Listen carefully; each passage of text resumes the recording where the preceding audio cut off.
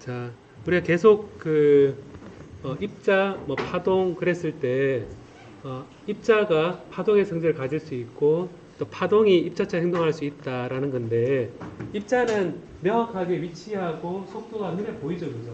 어디에 있고 어떻게 간다가 되는데 파동은 이렇게 전달되면 웨이브가 전 공간에 다 퍼져 있고 그 위치가 정확히 정의되지 않습니다. 예를 들어 전자가 이런 파동으로 설명이 된다는 얘기는 얘도 위치가 정확히 결정이 안 되고 퍼져 있는 웨이브 형태로 나타나는데 아주 좁은 곳에 갇혀 있을 때 이게 불연속적인 그런 에너지 값을 가진다라고 제가 지난 시간에 얘기를 했었고요.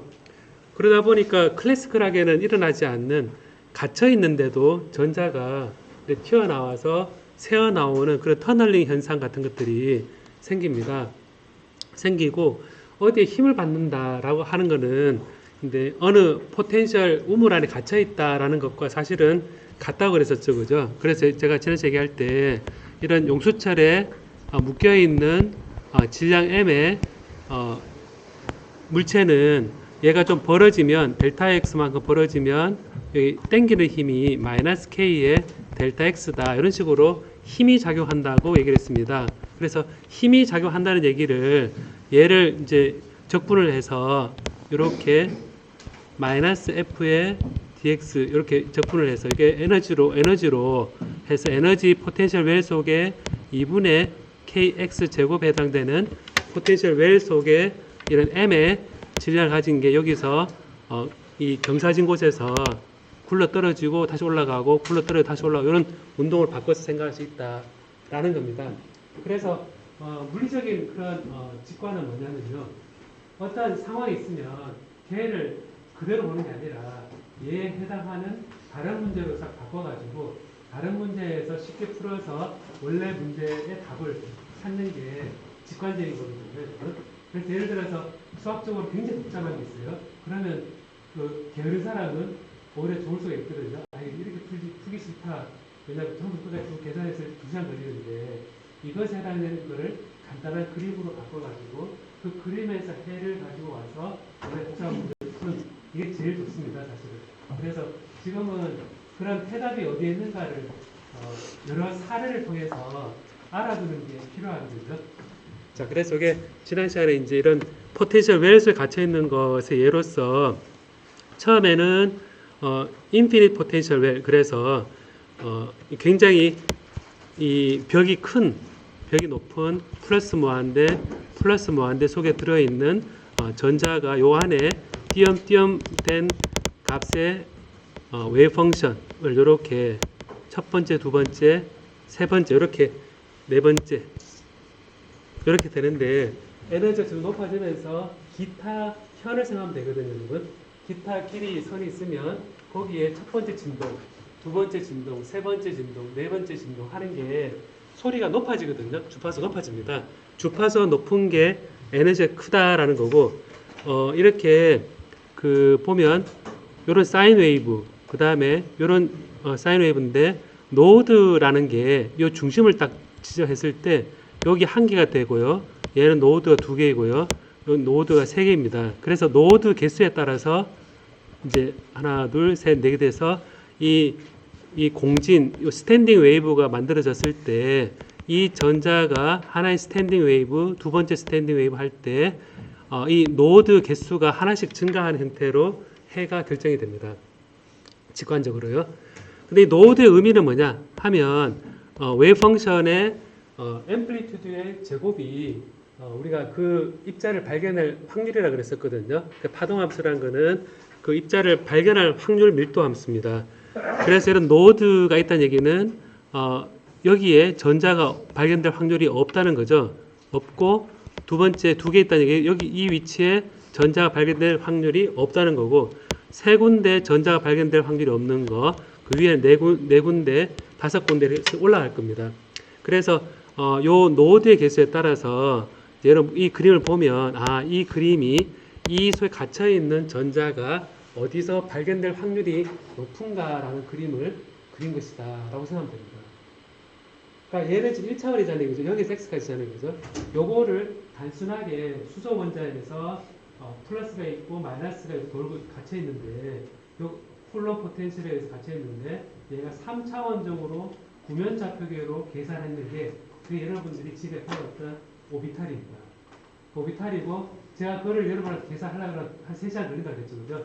그 수식을 S오비탈, P오비탈, T오비탈 요거를 쭉 계산하는 게 한 3시간 걸리는데 그래도 할 수 있거든요.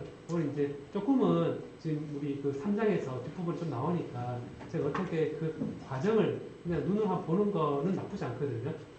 그게 어떻게 S오비탈, P오비탈, D오비탈이 계산이 되는가라는 거를 이제 이런 볼 기회가 있을 겁니다.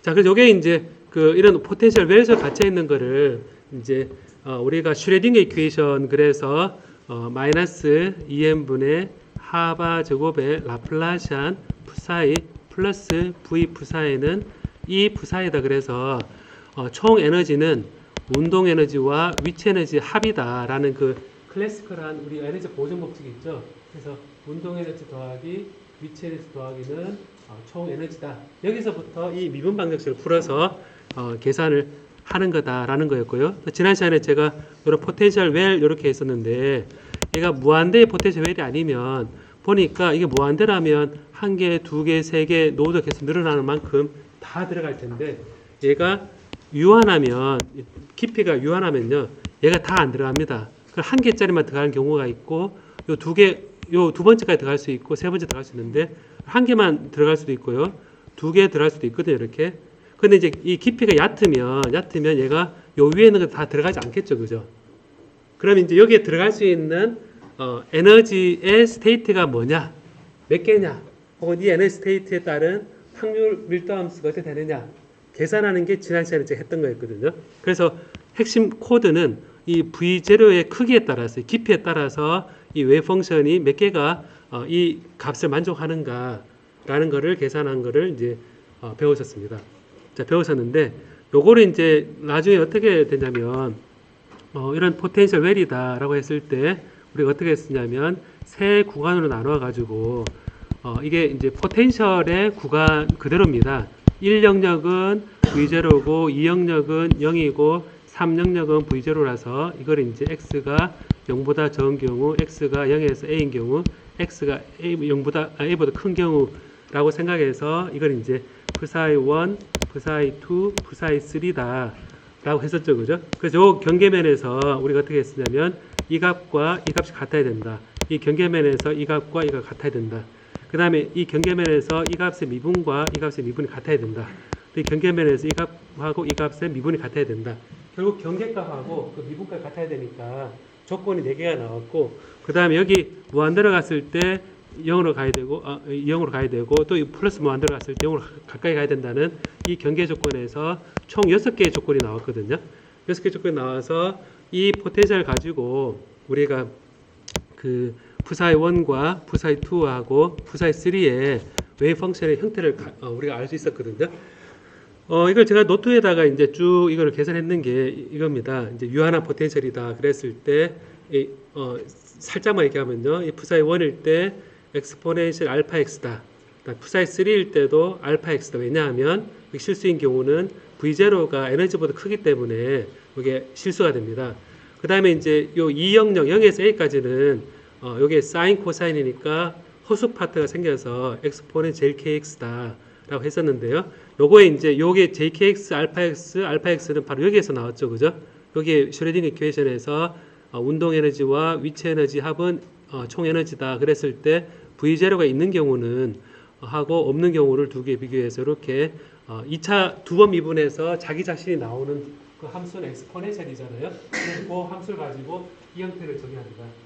그러니까 정의한 다음에 앞에서 이 바운더리 컨디션이 같다라고 생각하고 쭉 이제 이게 계산해서 각각 결국은 이 변수를 정의하는 값이었거든요. 변수를 정의할 때 B1, B2, A1, A2, C1, C2 총 6개인데 바운더리 컨디션 6개가 나오니까 이게 풀 수 있다라는 그 희망을 가지고 쭉 길게 이제 행렬식으로 한 거죠. 이렇게 행렬식으로 해서 A1과 B2 계산해서 요 행렬식으로 계산하고 이 계산 과정을 제가 지난 시간에 쭉 보여줬거든요. 쭉 보여주고 나서 여기에서 이제 쭉 나오는 게 결과적으로 보면 두 가지 조건이 나오는데 이 6가지 경계 조건을 다 썼을 때 A1, B1 요것에 의해서 만족하는 함수가 나왔는데 그 함수가 두 가지가 나왔거든요. 혹은 그래서 탄젠트 2분의 K는 K분의 알파다.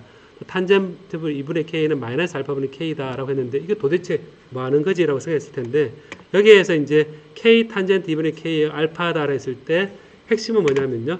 K는 앞에서 뭐로 정의됐으냐면 에너지입니다. 이 시스템의 에너지에 의해서 하바 2n분의 하바제곱 K제곱은 에너지다. 그래 되니까 결국 K는 에너지를 나타냅니다.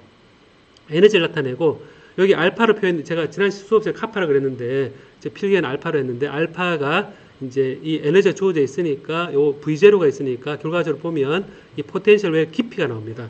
그래서 알파는 깊이에 대한 정보고 정보를 포함하고 있고 K는 에너지에 대한 정보니까 요 깊이에 따라서 에너지가 몇 개가 나올까라는 문제를 풀 수가 있는 거거든요. 그래서 이 두 가지 관계에서 뭘 했냐면 요 첫 번째 관계 하나만 제가 보여줬었는데 K 탄젠트 2분의 알파는 알파 A다 그랬을 때 요거를 좀 정리를 해보니까 알파를 정리해보니까 하바 제곱에 EMA 제곱에 V0 마이너스 E다 표현이 되는데 그래서 요걸 보니까 좌변은 KA 탄젠트 2분의 KA고요.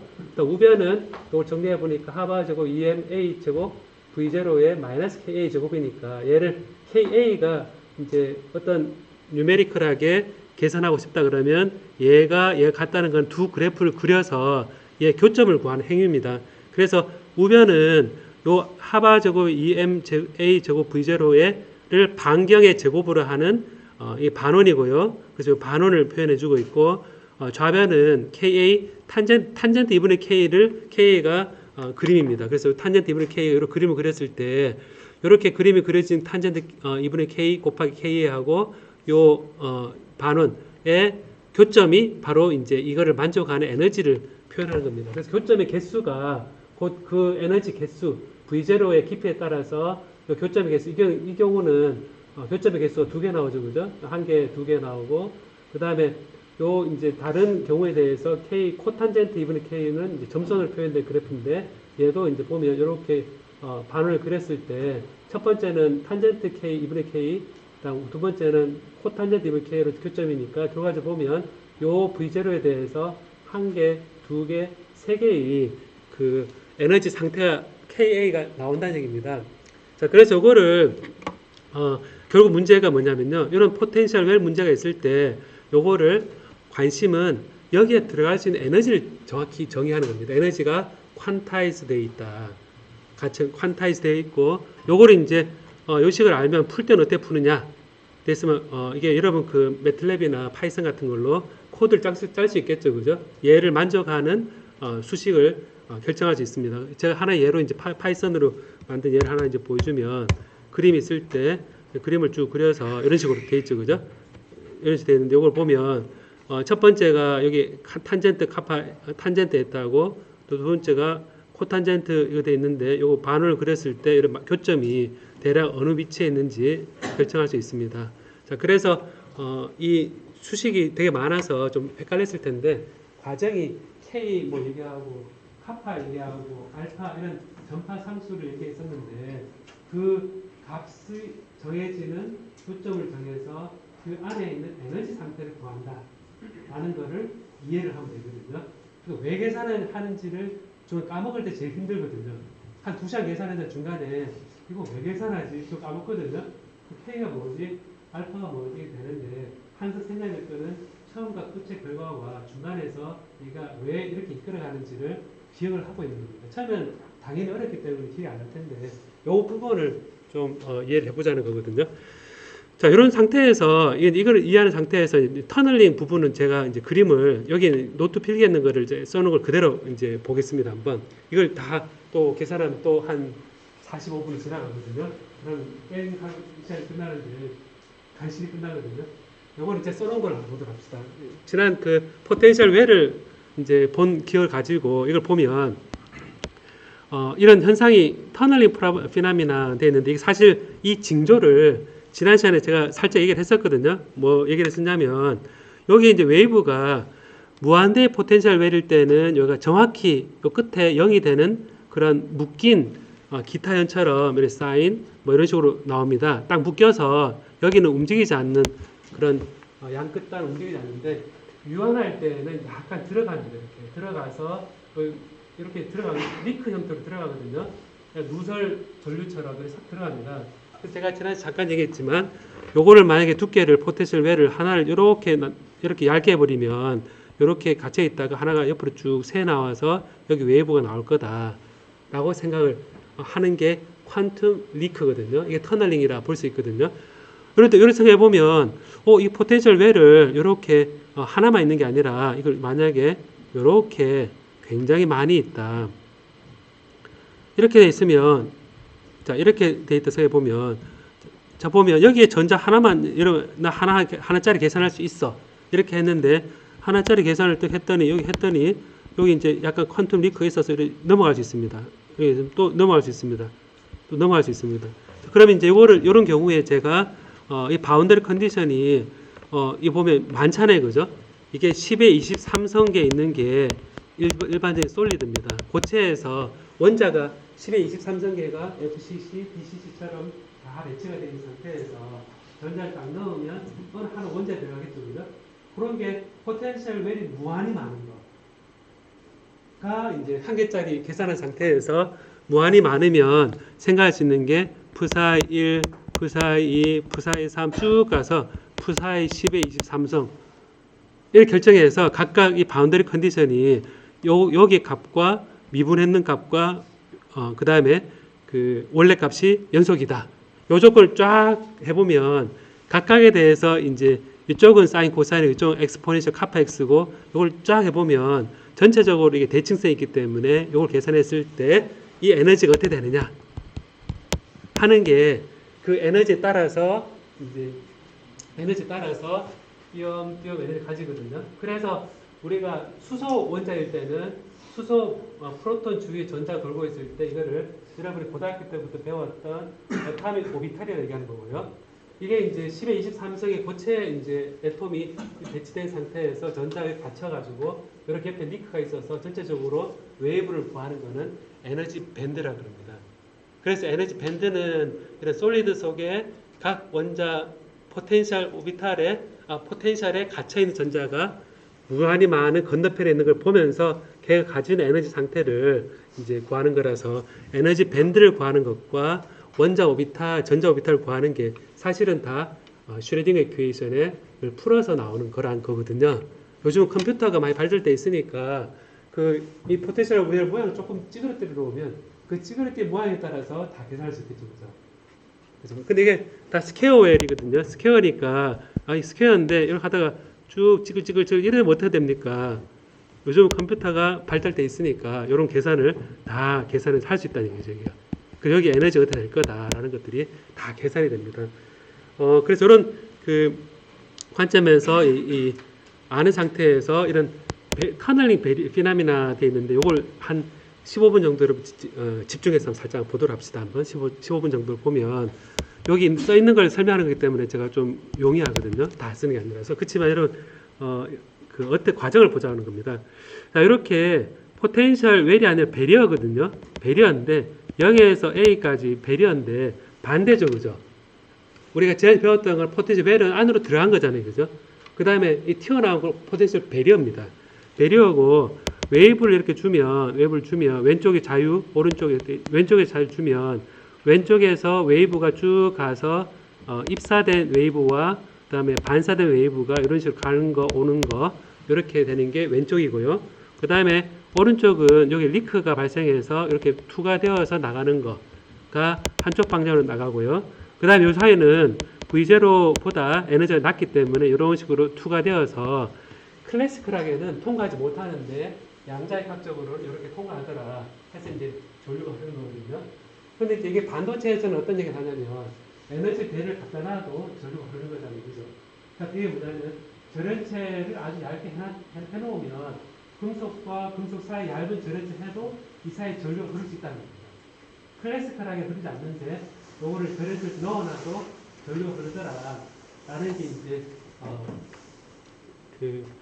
여기서 나오는 거고 또 재미있는 현상이 또 다른 얘기지만 초전도체고 초전도체고 인슐레이트다. 그러면 요 안에 또 재밌는 현상들이 많이 생기거든요. 그리고 이게 이제 이 경계면이 영하 A구나. 그리고 이제 영하 A 사이에 이 경계면에 대해서 다 웨이브를 이런 식으로 1, 2, 3으로 정하는구나 라고 생각하고 포텐셜 웰과는 다른 점이 뭐냐면 1번 영역이 이런 웨이브입니다. 엑스포 JKX. 그 다음에 요게 이제 플러스 여러분 그 엑스포넨셜의 J의 KX-오메가 T는 어디로 진행하는 파라 그랬습니까? 엑스포넨셜의 J의 KX-오메가 T는 어디로 진행하는 거라고 그랬습니까? 플러스 X입니까? 마이너스 X입니까? 플러스 X 방향이죠? 그죠? 이건 제가 이야기를 K로 묶어내면 X-K분의 오메가 T니까 T가 증가하면 얘가 양의 방향으로 시프트하는 거기 때문에 요거는 플러스 양의 방향으로 진행하는 파다라는 거고 여기 이제 A1이 이제 결국 입사하는 파입니다. 입사하는 파고 A2의 X-JKX는 마이너스 X 방향으로 진행하는 방향이기 때문에 얘는 반사파입니다. 그래서 지금 전자를 다루고 있는데 전자가 지금 듀얼리티 때문에 웨이브로 바꿔서 해석하고 있죠. 그죠? 그 다음에 여기 1번 영역에서고 2번 영역에서는 보면 여기에 감쇄되기 때문에 이제 이 허수 파트가 아니라 실수 파트로 이렇게 줄어드는 것과 늘어난 두 파트의 우리 이 중첩이다. 슈퍼 포지션이라 그러죠. 그죠? 슈퍼 포지션이라 그럽니다. 두 가지를 중첩한다라는 겁니다. 그 다음에 여러분 그 푸리어 트랜스폼 배웠나요? 푸리어 트랜스폼? 제가 안 시킬 테니까 배웠나요? 푸리어 트랜스폼 들어봤다. 사람 들어볼래 한번? 다 들어봤네. 푸리어 트랜스폼이 여러분 혹시 뭘 묻고는 싶지만 제가 손을 들었으니까 이제 앞으로 배우면 되죠. 자, 이게 푸사이 3면 요게 이제 요 똑같이 JKX JKX인데 여기에서 경계 조건이 하나 생깁니다. 뭐냐면 입사하는 쪽은 입사파와 반사파 두 개 다 존재하고요. 그 다음에 중간에는 이렇게 감시하는 것과 조금 증가하는 게 합쳐 중첩이 되는데 투과되고 나면 터널링이 되어서 퀀텀 리크가 생겨서 나가고 나면 여기 무한대로 가기 때문에 반사파가 없습니다. 그렇죠? 여기 투과되고 나면 A보다 큰 영역은 쭉 가기만 하고 끝까지 가기만 하고 되도록이 없죠. 그죠? 그 얘기는 중요한 파트가 뭐냐면 진행하는 파는 존재하는데 반사파는 없습니다. 하나라도 줄여야겠죠. 하나라도 모르는 걸 줄여야 되기 때문에 반사는 없다고 해서 저기 X가 A보다 큰 영역 이 영역에서는 이 반사대가 없어서 얘가 싹 날아갑니다. 그래서 미지수가 5개인 요 식이 딱 되거든요. 5개 식이 되는데 여러분 알고 있는 그 바운더리 컨디션이 있잖아요. 그죠? 뭐냐면 여기에서 웨이브가 같아야 된다. 여기서 웨이브 미분값이 같아야 된다. 여기에서 웨이브 값이 양쪽이 같아야 된다. 미분값 경계 조건 4개가 돼버렸죠. 그죠? 4개인데 지금 우리가 결정해야 될 미지수는 5개죠. 그죠? 그죠? 5개 A1, A2, B1, B2 돼 있는데 5개인데 요 조건은 4개만 일단 주어져 있잖아요. 그죠? 여기에서 마이너스 뭐한데 플러스 뭐한데 뭐 0이 된다는 조건이 이거밖에 없으니까 반사되는 파가 없다 하는 것만 남아 있으니까 요 5개입니다. 자, 그래서 요거를 가지고 K를 잊지 말아야 되는 K는 에너지다. 여기에서 알파란 거는 포텐셜 웰 높이하고 포텐셜 베리어 하이트와 에너지 사이 차이다. 라는 겁니다. 그러면 생각해야 될 게 이게 베리어의 하이트에 따라서 에너지가 어떻게 될 것이냐 라는 거하고 관심이 이거죠. 베리어가 있는데 얼마만큼 전달이 될 것이냐도 관심이죠. 제가 얘기할 때 저 웨이브가 있는데 반사된다 그랬는데 관심이 뭐냐면 얼마만큼 반사가 될까. 그 다음에 넣었는데 얼마만큼 투과할까. 요게 관심을 가지는 거죠. 그죠, 지금? 그러니까, 그나마 관심을 가지는 거니까. 결과적으로 뭐냐면, 미지수는 5개지만,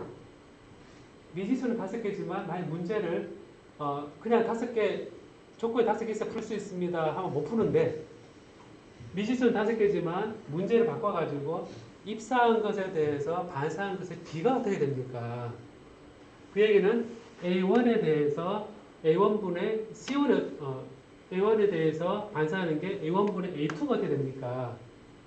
묻거나 A1에 대해서 투과한 C1은 어떻게 됩니까? 그래 물으면 A1분의 B1, A2.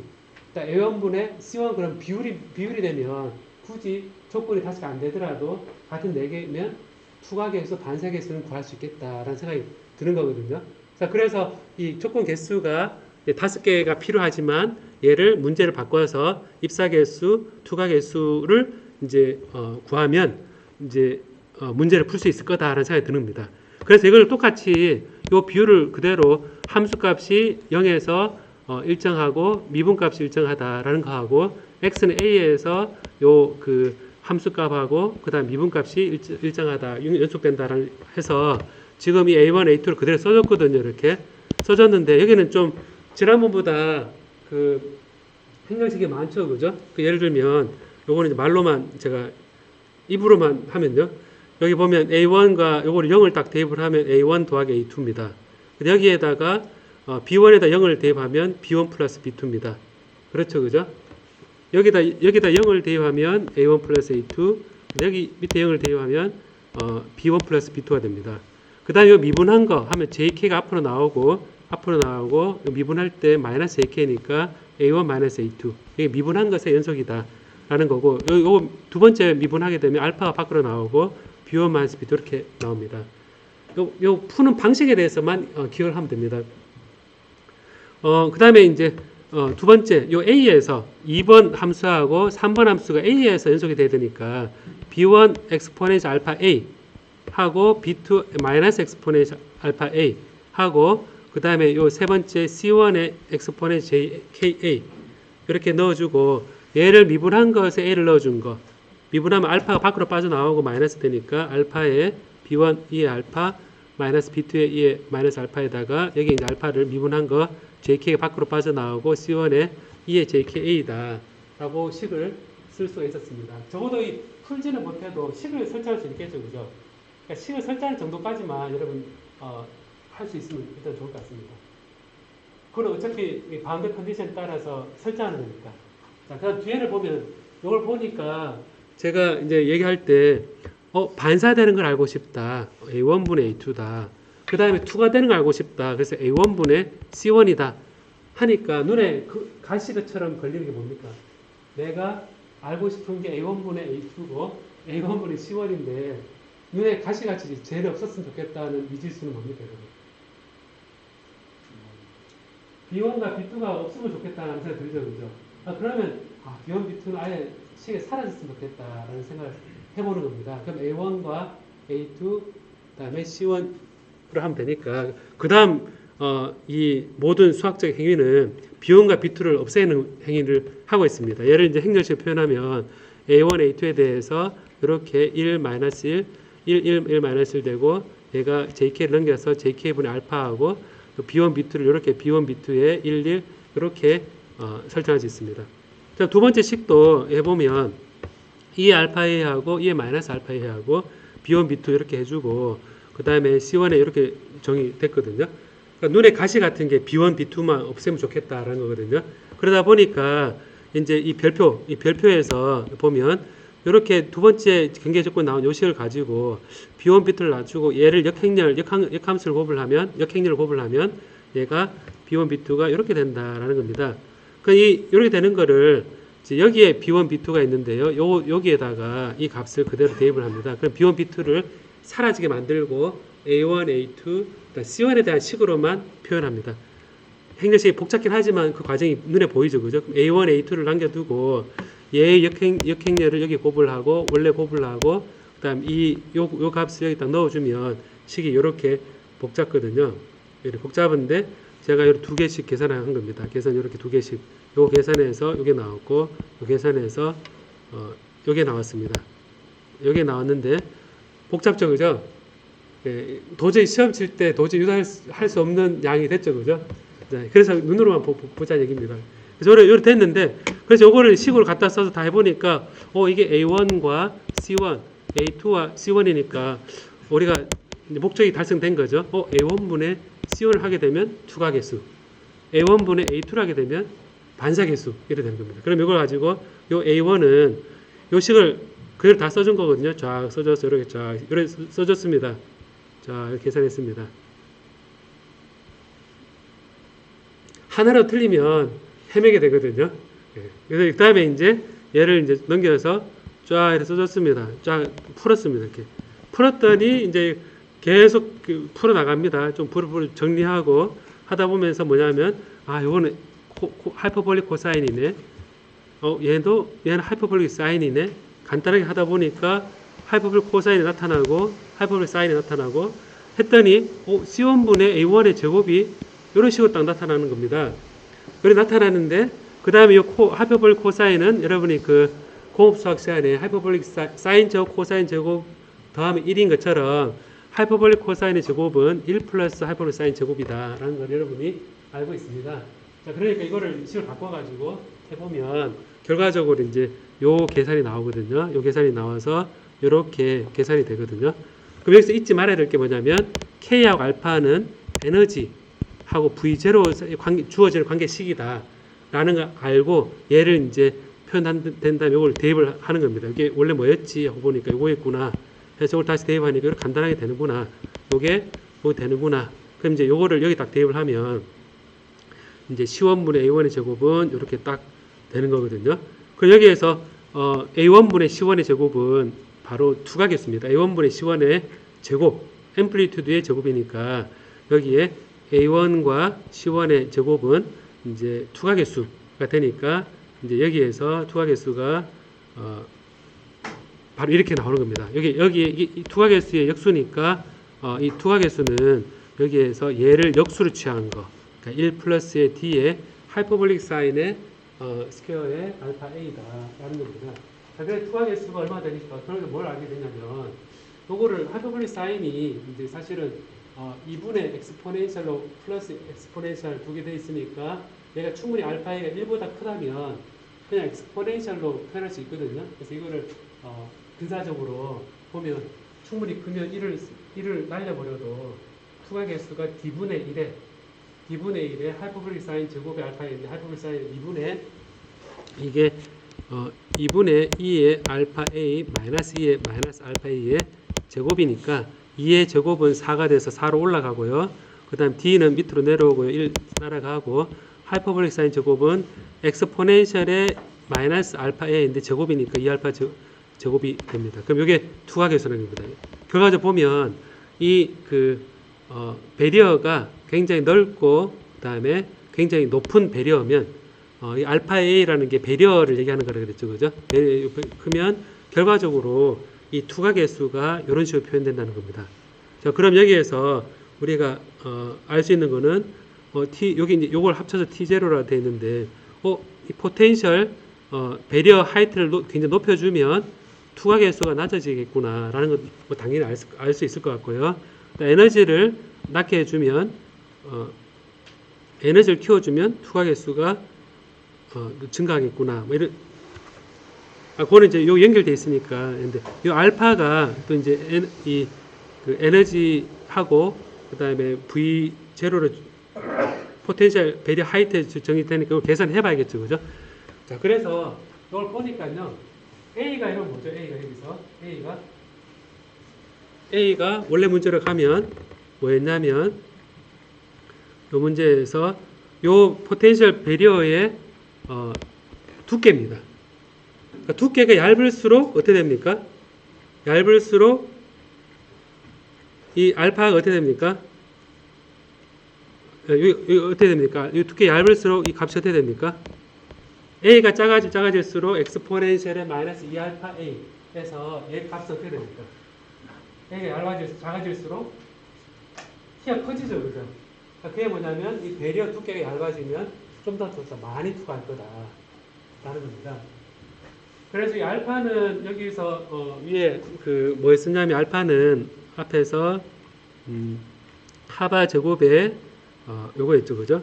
하바 제곱에 EME의 V0 E인데 포텐셜 배리어 하이트하고 그 다음에 에너지 차이가 차이가 커지면 알파가 커지니까 결국 포텐셜 하이트가 높아지는 겁니다. 높아지면 이 알파가 커지게 되면 투각의 수도 줄어들게 됩니다. 그래서 포텐셜 배리어 높아지거나 이 A가 두꺼워지면 엑스포넨셜 마이너스 2알파 A의 지수가 커지기 때문에 투과하는 양이 적구나라는 겁니다. 자, 그럼 여러분 한번 생각해봅시다. 한번. 이 투각의수에서 거리가 얘 엑스포넨셜에 비례하잖아요, 그죠?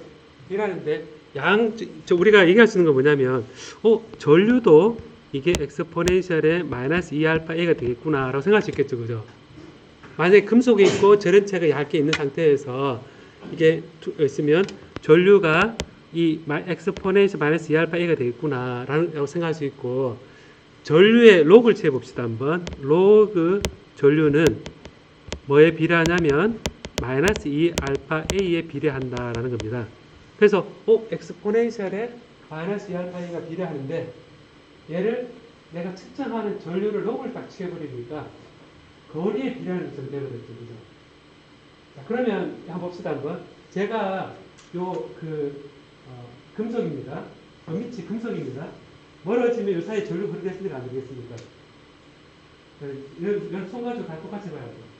손으로 표면이 금속이고 이쪽이 금속입니다. 했을 때 멀면 전류가 흐르겠습니까? 안 흐르겠습니까? 안 흐릴 거. 네, 안 흐르고 가까워지면 이 사이 두 손과 이 바닥 사이 어떻게 됩니까? 어떻게 됩니까? 가까워지면 전류가 커지죠, 그죠? 커지는데 엑스포넨셜 커지잖아요, 그죠? 자, 그러면 제가 장님입니다. 장님인 상태에서 여기 전류가 흐를 수 있거든요. 전류가 흐를 수 있는데, 전류가 안 흐르니까 밑에 뭐 없네. 서로 가까이 가야 어떻게 됩니까? 점점, 근처에 뭐가 있네. 이게 되는 거잖아요, 그죠? 전류 흐르기 시작했습니다. 그러면 여기에 터널링에서 어떤 배를 넘어서 그 사이에 뭐 표면이 있구나. 전력 동안은. 그걸 인지하겠죠, 그죠? 그럼 여러분 생각에 흐르는 전류를 록을 딱 취해봅시다. 난 이제 전류를 내가 록을 취할 거야. 그래서 록을 취해서 멀티값 넣는다 생각하고 보면 그 값이 뭡니까? 바로 거리가 되겠죠. 그럼 제가 같은 속도로, 같은 높이로 눈을 딱 감고 이렇게 쭉 이동을 시켜봅니다. 이렇게. 해보면서 록을 취한 거리, 전류 값을 계속 모니터링 하면 뭐가 측정이 되는 거겠습니까, 여러분? 여기 전체 금속입니다. 손을 가지고 같은 높이로 쭉 가는데 전류가 늘었다 줄었다 해요. 근데 제가 록을 취한 전류 가지고 얘를 기록을 해요. 록을 얼마나 기록을 해요. 그러면 제가 손을 같은 높이로 계속 이렇게 스캔했다면 전류를 이렇게 록을 취한 전류를 이렇게 기록했다면 그 록을 취한 전류 값은 뭐를 의미하겠습니까? 높이 있죠. 그래서 높이니까 배워서 뭐냐면 순서입니다. 이제 아이들 양자역학적으로 딱 여기까지 배웠어요, 여러분이.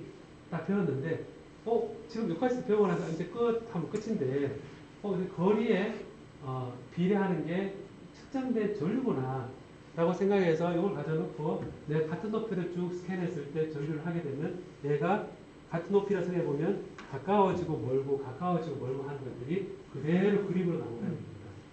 그러니까 장님이 코끼리 만져서 코끼리 모양을 만지듯이 내가 전기가 통하는 그런 금속의 팁을 가지고 이렇게 쭉 이동하면 높이를 알 수 있다는 겁니다. 거꾸로 피드백을 좀 배웠어요. 예를 들어서 같은 전류를 계속 모니터링 하도록 하게 돼서 하면서 난 모르겠지만 전류가 늘어나요. 전류가 늘어나면 조금 더 띄우고 그 다음에 전류가 또 줄어들고 좀 가까이 하고 같은 전류가 되도록 올렸다 내렸다 가게 되면 올렸다 내렸다 하는 것은 뭘 의미하겠습니까? 이거에 굴곡이겠죠. 자, 이런 아이디어를 가지고 1985년에 이걸 가지고 회로를 만들어서 이 날카로운 칠을 만들어서 금속을 그렸습니다. 금속을 그려서 그때 그게 나온 게 노벨상이 됐거든요. 노벨상 되면서 스캐닝 터널링 마이크로스코프를 그래서 얇은 침으로 그전에는 사람들 보지 못했던 실리콘 원자도 보고 그 다음에 이렇게 탄소 원자도 보고 한국 최초로 전자현미경이 아닌 장님이 이 손으로 갖다 대서 높이를 보는 것처럼 해서 그 이미지를 만들어 놓은 거죠. 여기에 들어간 양자의 값을 딱 여기까지입니다. 여기까지로 하고 그다음 회로를 딱 만들어서 회로를 잘하는 거잖아요. 배울 거잖아요. 그죠? 회로를 만들어서 걔를 이미지화한 겁니다. 그 노벨 물리학상이 됐고 지금 전 세계 반도체 산업에서 이 소자를 안에 이미지를 보는 방법 중에 하나가 장님이 만져서 이제 보는 이런 이미지로 해서 쓰고 있거든요. 그래서 이제 여러분 자기 헤드를 가진 하드디스크 있잖아요. 하드디스크도 사실은 요 망원의 탐침이 쭉 날아가면서 읽는 거잖아요. 이렇게. 그래서 해보면 그런 이 기술, 양자역학적 기술을 가지고 이 투과계수가 이렇게 나오더라 하고, 여러분 예제 문제들은 요 식을 가지고 요 식부터 시작하거든요. 예제는 교재나 요 식부터 시작해서 알파가 얼마고 A가 얼마일 때 터널 프로바빌 얼마가 될 거냐, 얘를 두께를 좀 더 늘려보면 어떻게 되느냐라는 게 예제 문제입니다. 그 예제 문제에서는 이걸 가지고 스캔 노벨 물리학 1986년이네요. 1986년 노벨상입니다. 이제 뭐 이렇게 터널 두께 얼마가 되고 이런 것들을 다 계산해서 이제 그리고 이제 보면 요거를 실제 큰 클래시컬하게 100kg짜리 가지고 이런 걸 했을 때는 투과 개수가 얼마가 될 것이냐. 양자역학적인 세계이기 때문에 투과 개수가 측정이 되는 겁니다. 그러니까 클래시컬한 경우는 우리가 관측하지 못하는 이유가 바로 이런 투과 개수가 되게 낮아서 하는 얘기를 이제 쓰고 있습니다. 그래서 이거는 제가 보고 여러분들이 한번 생각을 해보도록 하고요. 제가 또 중간에 그 문제 푸는 거를 따로 올려놓던가 아니면 조금 더 설명이 필요 질문을 하면 제가 조금 더 질문을 할 수 있도록 해보겠습니다. 자, 그래서 이게 터널링 프로버빌리티, 그 다음에 포텐셜 에너지 배리어 이런 상황에 대해서 설명을 한 건데, 눈에 보이지 않는 세계인데 노벨상에 나오는 데까지 간단한 이걸 들어서 했다면 대단하지 않습니까? 여러분? 스위스주리 IBM 연구소에서 얘를 만들어서 누구나 아는 양자역학으로 이건 다 쉬운, 많이 한 사람들은 십박하는데 이제 이거 가지고 회로를 만들어서 한거거든요. 저도 이 회로 만들어 갔거든요. 회로 만들어서 이제 이거를 증폭기를 만들 때 아날로그 OPM 프로 증폭회로 만들고, 여러분 그 전기회로에서 OPM 배웠나요 지금? 배우고 있습니까 OPM? 전기회로 OPM 다 보고입니다. OPM 쓰고 그 다음에 로그 증폭기. 왜냐하면 로그를 치야 되니까 저희가. 그 다음에 이제 피드백 루프 뭐 이런 걸 해가지고 회로를 만들어서 이미지가 다 됐거든요. 그래서 생각해봐요. 이제 이 STM이라는 이미지에서 실리콘 돼 있는데, 이런 보면 이미지 보면 자 이런 것들을 만들어낸 겁니다. 놀랍죠, 그죠? 이걸 최초로 딱 보여주니까 원자를 직접 볼 수 있게 됐구나. 직접 그 전자빔으로 보던 거를 장님이 전류를 측정하는 방법대로 해서 풀 수 있었다라는 겁니다. 자, 그러면 요거에 대해서 어떻게 좀 이해가 됐습니까, 여러분? 약간 이해됐습니까? 자, 그러면 조금 쉬는 김에 뭐 하겠습니까? 자, 뭐 하자니까 기지가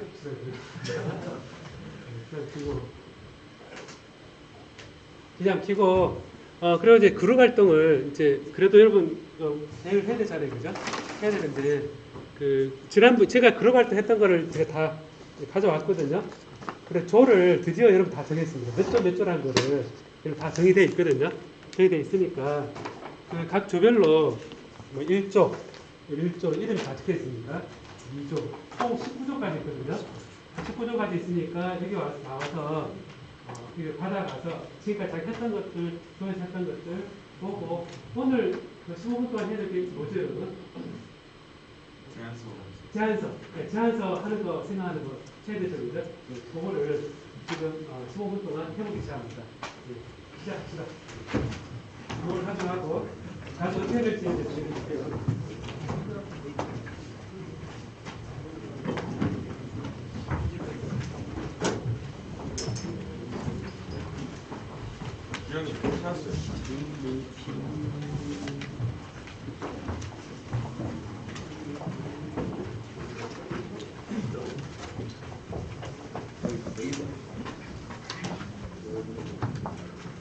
딱 30분까지. 이거 한 번만 여쭤. 무슨 이게 어떤 붙이는 게 어떤 걸 의미하는 이게 요 그림이 탄젠트 K 탄젠트 그림이잖아요. 요 반원이 요거잖아요. 이게 교점이라는 얘기는 요것에 해란 얘기죠. 그리고 만날 때 한 점 만나고 이게 에너지 V제로 커지면 얘가 또 커지는 거잖아요. 방향이 커지면 만날 교점 개수가 늘어나죠. 그러니까 교점 개수 늘어난다는 얘기는 V제로가 커질수록 깊어질수록 해당되는 근이 늘어난다는 거죠. 에너지가 개수가 늘어난다는 거죠. 그러니까 그래피컬 솔루션이거든요. 그럼 이 겹치는 거는 그 전자의 뭐 그런 개수나 그런 건 아니고 근데 요게 에너지를 위한 에너지를 그러니까 이 유한한 포텐셜 웰 속에 들어갈 수 있는 에너지 개수. 들어갈 수 있는 에너지가 있어요. 감사합니다. 그러면 이거를 다 증명을 할 줄은 알아야 되는데 결과값에 대해서 그런 이해. 이해하면 되나요? 근데 제 과정을 선생님은 과정이 어느 정도 봐야지 이런 과정에서 그 과정을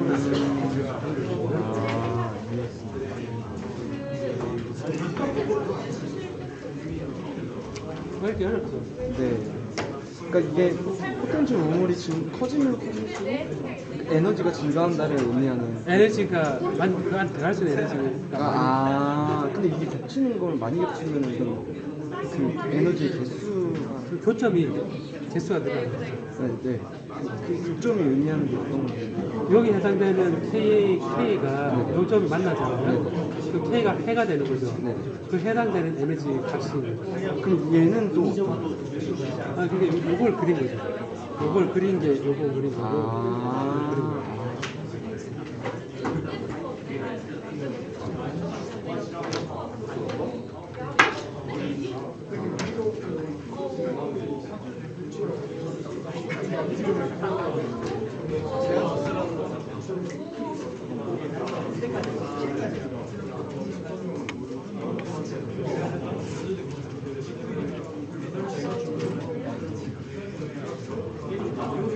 같은데요. 이제 마지막으로 이제 코멘트하고 끝내도록 하겠습니다, 여러분. 정리를 하면 오늘 끝나고 나서 종이는 제출을 해주고요. 완성본이 아니고 완성본은 각자에게 전달되는 포트폴리오 있죠. 포트폴리오 여기에 써나가면 되거든요. 여기 써놓으면 여기 링크하고 개수를 써놓으면 제가 이걸 다 보고 한 대 모아서 한꺼번에 주문해서 영순 처리하고 그 재료를 수업시간에 딱 줄 겁니다. 이렇게 줄 거고 이걸 11월 12일까지 써주면 될 것 같고 그 다음에 이제 그 식사는 여기 대략 쓰라고 돼 있잖아요, 그죠? 돼 있는데 여러분이 그 계산하면 파일에서 이렇게 처리가 안 되거든요. 안 되니까 대충 식당만 언제 놓을 거다 이렇게 놓으면 제가 식당에 미리 연락을 해서 학생들한테 어제 먹을 텐데 그 학생 돈 받지 말고 아직 한꺼번에 제가 카드로 기다리고 있습니다. 그래서 식당 2개 달라고요. 이게 첫날길에 식당 잘 나가니까 너무 뭐 불타이밍으로 공사 이런데 이러면 안 되고 요 근처에서 먹으면 갈 수 있는 데를 해겠죠. 갈 수 있는 데를 해서 하면 좋을 것 같습니다. 그래서 제가 이게 만드는 대로 좀 귀찮을 것 같기도 하고 그런데 이게 3D 프린터 같은 거 할 때 처음 해보면 여러 간단한 텍들도 있거든요. 핑클패드라고 제가 이제 해보라고 권하는데 핑클패드 여기 앉는 아비노 같은 거 있거든 안에 이런 거 좀 해보면 좋겠고 좀 귀찮긴 한데요. 여러분 해보면 시험 보다도 어떤 경험에 있어서 좀 물성에 대해서 이해하는 기회가 되지 않을까 싶습니다, 여러분. 자, 오늘 여기까지 할까요, 여러분? 네. 예.